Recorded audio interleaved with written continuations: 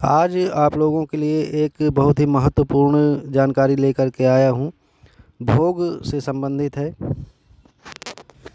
कई बार मन में ये विचार आता होगा, सवाल आता होगा कि जो भोग हम लगा रहे हैं, खासकर उन लोगों के मन में ये सवाल आता होगा कि जो भोग हम लगा रहे हैं तो क्या वो हमारा भोग देवता तक पहुंच रहा है या नहीं पहुंच रहा है। और जिनके ऊपर तंत्र लगे हैं या जिनके घर में तंत्र मंत्र क्रिया की गई है, बाधाएं हैं, तो उनके मन में भी ये सवाल बहुत ही तेज़ी के साथ आता होगा कि जो भोग हम लगा रहे हैं तो वो हमारा देवता तक पहुंच रहा है या फिर कोई बीच में प्रेत पिशाच खा ले रहा है। और ये सवाल तब आता है जब हम लगातार पूजा पाठ कर रहे हैं, देवता को भोग भी लगा रहे हैं, पर हमारे घर में सुख शांति नाम की कोई चीज़ नहीं है। तांत्रिक क्रियाएं और ज़ोर शोर पकड़ती जा रही हैं और घर में लड़ाई झगड़े मच रहे हैं। और हमें जो है आशा उम्मीद ये रहती है कि जो हम भोग लगा रहे हैं, पूजा पाठ कर रहे हैं, तो हमारे घर में सुख समृद्धि होनी चाहिए, जबकि ऐसा नहीं होता, जब उसके उलट होने लगता है। तो आज मैं इन्हीं चीज़ों से संबंधित आपको पूरी जानकारी दूंगा। वीडियो में बने रहिएगा पूरी तरीके से, ताकि सब जानकारी जो है आपको पूरी तरीके से मिल सके। वीडियो में आगे बढ़ने से पहले एक छोटा सा निवेदन है कि चैनल पर अगर नए आए हैं तो चैनल को सब्सक्राइब कर लीजिए, बेल आइकन दबा लीजिए, ताकि जो भी जानकारी मैं डालूं तो उसका नोटिफिकेशन सबसे पहले आप तक पहुंच सके। जिन लोगों के घर में तंत्र मंत्र बाधाएं हैं, जिन लोगों के शरीर में तंत्र क्रिया लगी हुई है, प्रेत पिशाच बैठा हुआ है, तो जब वो लोग भोग लगाते हैं तो भोग देवता तक क्यों नहीं पहुंच पाता है? बीच में क्या हो जाता है? सबसे पहले तो आप ये लक्षण समझिए कि भोग जो हम लगाते हैं तो वो लगाया गया भोग प्रेत कैसे खा लेता है, देवता तक क्यों नहीं पहुंचता, और उसके लक्षण कैसे समझ में आते हैं कि जो हम भोग लगा रहे हैं तो उसे प्रेत खा रहा है। कैसे जान पाते हैं कि ये प्रेत खा रहा है, हमारा भोग जो है देवता तक नहीं पहुंच पा रहा है? जब भी हम भोग लगाते हैं, पूजा पाठ करते हैं, तो वो भोग जो है आपके देवता तक ना पहुंच करके उसको प्रेत ग्रहण कर लेता है तत्काल। जैसे ही आपने भोग लगाया, वो उसको प्रेत तुरंत ग्रहण कर लेता है, वो देवता तक पहुंचने ही नहीं देता है।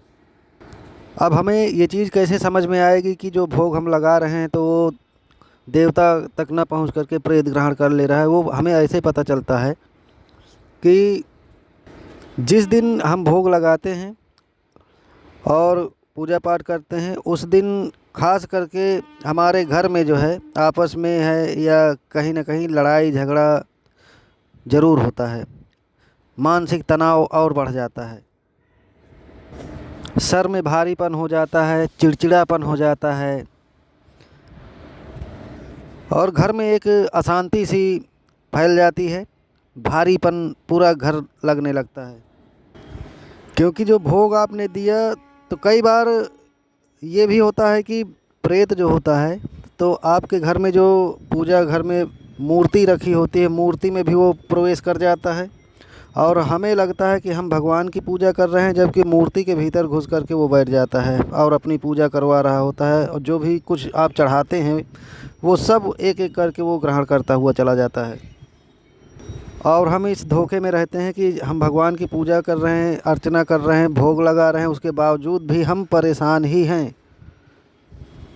और इस तरह से उस प्रेत की शक्तियाँ दिन ब दिन बढ़ते हुए चली जाती हैं। अब जानते हैं कि हमें भोग किस प्रकार से देना चाहिए जिससे कि वो प्रेत बिल्कुल भी उसको टच ना कर सके, खा ना सके, और हमारा भोग सीधा भगवान तक पहुँचे, जिनकी हम पूजा आराधना कर रहे हैं उन तक हमारा दिया हुआ एक एक चीज़ पहुँचे। तो जिस घर में तांत्रिक क्रिया है, प्रेत पिशाच का वास हो चुका है, उनको जो है अपने घर में मीठे का भोग बिल्कुल भी नहीं लगाना चाहिए। लगाएंगे भी तो किस तरह, वो मैं आगे वीडियो में बताऊंगा। सबसे पहले आप भोग इस प्रकार से लगाइए, खासकर जिनके शरीर में स्वयं प्रेत बैठा है। तो 2 लौंग लीजिए, 2 लौंग ले करके आपको 7 बार उतारा करना है अपने शरीर के ऊपर से। एक कपूर की टिक्की लीजिए, कपूर की टिक्की के ऊपर हो सके तो बतासा रखिए। क्षमा कीजिएगा, पहले बतासा रखें फिर कपूर की टिक्की ऊपर रखें और उसके ऊपर 2 लौंग रखें। और जिनको भोग दे रहे हैं उनका नाम लीजिए, या मंत्र पता है या मंत्र बोलते हैं तो उस मंत्र को बोलना है। जैसे आप हनुमान जी को दे रहे हैं तो ओम श्री हनुमंताय नमः, इस तरह करके लीजिए। प्रभु हनुमान जी महाप्रभु, मैं आपको दे रहा हूँ, आपके अलावा और कोई भी प्रेत पिशाच हो चाहे कोई भी हो, आपको मैं दे रहा हूँ, आपके अलावा कोई भी ग्रहण नहीं करना चाहिए।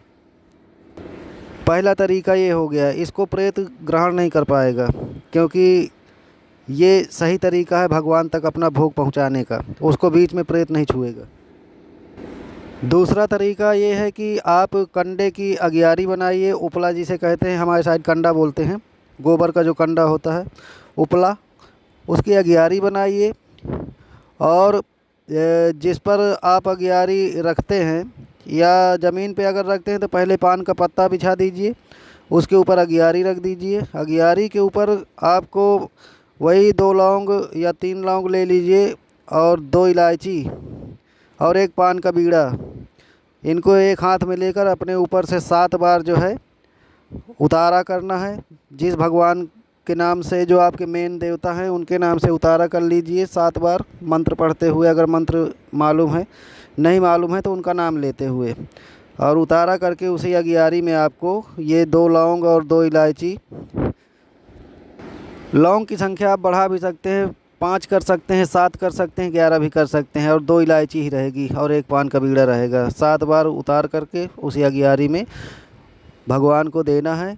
इस भोग को प्रेत किसी भी कंडीशन में टच भी नहीं करेगा, और जहाँ तक होगा, जैसे ही आप इधर भोग देंगे उधर जो भी प्रेत पिशाच घर में बैठा होगा या शरीर में बैठा होगा वो तुरंत घर से बाहर की ओर भागेगा। क्योंकि ये भगवान का जो आवाहन है तो उनके जो गण होते हैं उसी समय वो उस भोग को लेने के लिए आते हैं और अपने भगवान तक पहुंचा देते हैं, और वहीं पर जो है ऊर्जा का संचार होने लगता है। ईश्वरीय ऊर्जा जो होती है, उनके गण जो आते हैं तो बहुत तेज़ी के साथ आते हैं। जिस समय जब भोग देते हैं उस समय वो प्रेत पिशाच बिल्कुल तैयारी कर लेता है भागने की। तो भोग ग्रहण करना तो दूर, वो तो अपनी भागने की तैयारी में लग जाता है कि किधर से भागूं मैं। और इस प्रकार से दिया हुआ आपका भोग जो है सीधे आपके ईश्वर तक पहुंच जाता है। इसमें आप चाहे जिस भी भगवान को दे रहे हैं, चाहे अपने इष्ट देवता को दे रहे हैं, चाहे अपने कुल देवता को दे रहे हैं, इसी प्रकार जैसे पितृपक्ष में आप देते हैं तो वो भोग भी जो है प्रेत ग्रहण कर जाता है। तो सीधे सीधे इसी प्रकार से आपको जो है अपने पितरों को भी भोग देना है, तो वो भी आपके पितरों तक भोग पहुँचेगा। प्रेत फिर बीच में उसको नहीं छुएगा, क्योंकि अगियारी पर जो भोग दिया जा रहा है तो वो सीधे जिसको आप दे रहे हैं वहीं तक पहुँचेगा। ये इस प्रकार का भोग जो है प्रेत पिशाच कभी भी ग्रहण नहीं करते हैं। तो आशा करता हूं कि ये जानकारी आप लोगों के लिए बहुत ही महत्वपूर्ण होगी और अन्य लोगों के लिए भी महत्वपूर्ण होगी। जहां पर भी आप जिसको भी चाहें शेयर कर सकते हैं इसको, ताकि अन्य लोगों को भी इसका लाभ मिल सके। मिलते हैं अगली जानकारी के साथ, तब तक बने रहिएगा चैनल पर। अगर अभी तक चैनल सब्सक्राइब नहीं किए तो सब्सक्राइब कर लीजिए, बेल आइकन दबा लीजिए, ताकि जो भी जानकारी मैं डालूँ वो सबसे पहले आप तक पहुंच सके। तब तक के लिए जय माता की।